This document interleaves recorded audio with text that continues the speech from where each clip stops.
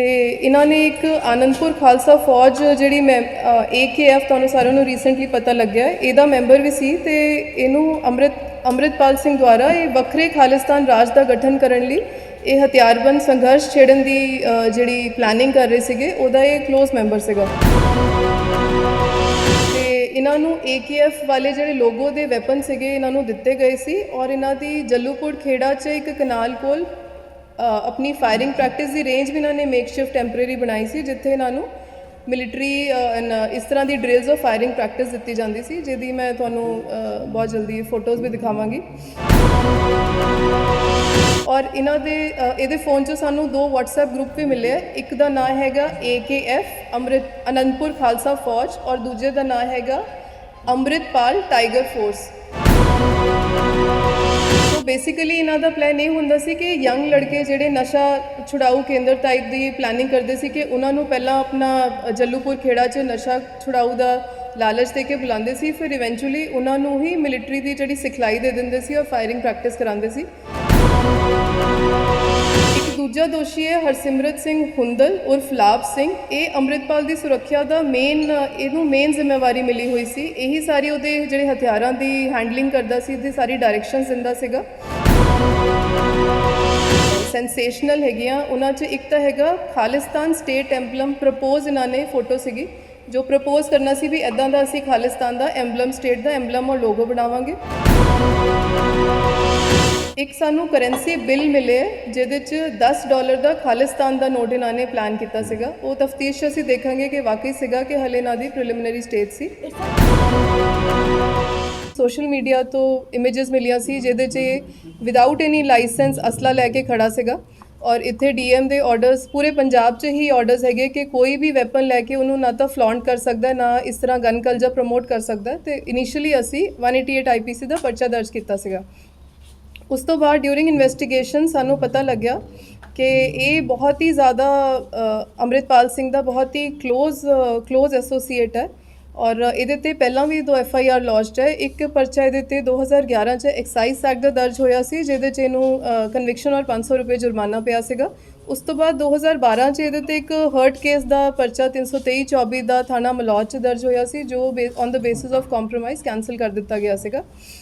तो फर्दर सानू ये पता लगे कि अमृतपाल सिंह का बहुत ही नज़दीकी है और उसकी जिहड़ी सिक्योरिटी की क्लोज प्रोटैक्शन टीम बनी हुई सीगी उहदा एक मैंबर सीगा। तो इन्होंने एक आनंदपुर खालसा फौज जिहड़ी AKF तुहानूं सारिआं नूं रीसेंटली पता लग्या इहदा मैंबर भी सी। तो इहनूं अमृतपाल सिंह द्वारा ये वक्रे खालिस्तान राज का गठन करने लई ये हथियारबंद संघर्ष छेड़न की जिहड़ी प्लैनिंग कर रहे सीगे उहदा ये क्लोज मैंबर सीगा। तो इन्हें अपनी तफ्तीश से सानू दस्सिया है कि इनू एक बिक्रमजीत सिंह खालसा नां दे बंदे ने अमृतपाल सिंह नाल इहदा संपर्क कराया सीगा। तो इस बिक्रम नू एक जिहड़ा दिल्ली च किसान अंदोलन चलिया सीगा उहदे च मिलिया सी। ते उहदी अप्रोच दे नाल 5 महीने पहला ही जल्लूपुर खेड़ा जिहड़ा अमृतपाल सिंह दा जद्दी पिंड है उत्थे गया सी। ते इनू अमृतपाल सिंह ने गनमैन दे वजों अपने तैनात कर लिया शामिल कर लिया सीगा। तो इन्हों AKF वाले जिहड़े लोगो दे वैपन सीगे इन्हों दिते गए सी और इन्हां दी जल्लूपुर खेड़ा च एक कनाल कोल अपनी फायरिंग प्रैक्टिस की रेंज भी इन्होंने मेकशिफ्ट टैंपरेरी बनाई सी जिथे इन्हों मिलिटरी इस तरह की ड्रिल्स और फायरिंग प्रैक्टिस दी जाती सी जिहदी मैं तुहानूं बहुत जल्दी फोटोज़ भी दिखावांगी।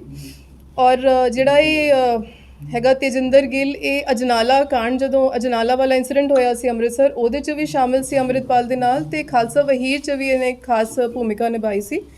और सानू एक होर बड़ी वड्डी गल पता लगी है कि जिहड़ा AKF इन्होंने बनाया होया सी इहदे सारे मैंबर्स नू ड्यूरिंग आर इन्वेस्टिगेशन आदि जिहड़ी फोटोज़ एंड मोबाइल तो फुटेज रिट्रीव हुई है उहदे चों पता लग्या कि इन्हें जिन्ने भी मैंबर सीगे मेन उन्हां नू AKF दी एक रेजिमेंटेड नंबर्स भी मिले हुए सी। जिवें तजिंदर खालसा है इनू AKF नंबर 3 मिलिया होया सी इदां ही किसी नूं AKF 56 AKF 47 इदां दे नंबर्स अलॉट किए गए सी।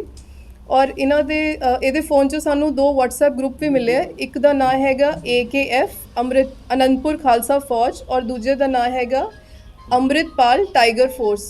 सो ये इन्हां दे कोर जिहड़ा AKF वाला ग्रुप है इहदे च मेन मैंबर्स और उसके नाल जिहड़े नवे मुंडियां नूं अपने ग्रुप ते ला के इन्फ्लुएंस करके रिक्रूट करते सीगे। ते जिहड़ा अमृतपाल टाइगर फोर्स है वो इन्हां दे जिहड़े मेन मैंबर है इस टीम दे ओहदे मैंबर सीगे।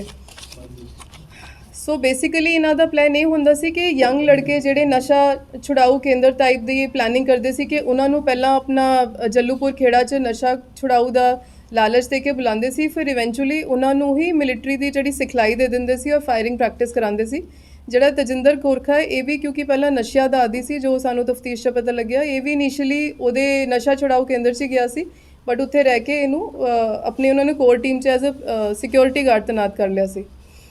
ਸੋ ਇਹਨੇ ਇਸ ਜਿਹੜੇ ਹੋਰ ਵੀ ਬੰਦੇ ਪਕੜੇ ਗਏ ਆ ਅੰਮ੍ਰਿਤਸਰ ਪੁਲਿਸ ਜਾਂ ਜਲੰਧਰ ਪੁਲਿਸ ਵੱਲੋਂ, ਉਹਨਾਂ ਬਾਰੇ ਵੀ ਖੁਲਾਸਾ ਕੀਤਾ ਹੈ ਕਿ ਇੱਕ ਗੁਰਪ੍ਰੀਤ ਸਿੰਘ ਉਰਫ ਤੇਜਾ ਹੈ, ਇਹ 2 ਮਹੀਨੇ ਪਹਿਲਾਂ 10 ਬੁਲੇਟ ਪ੍ਰੂਫ ਜੈਕਟਾਂ ਲੈ ਕੇ ਆਇਆ ਸੀ ਜਿਹਦੇ 'ਚ AKF ਦਾ ਲੋਗੋ ਲੱਗਿਆ ਹੋਇਆ ਸੀ।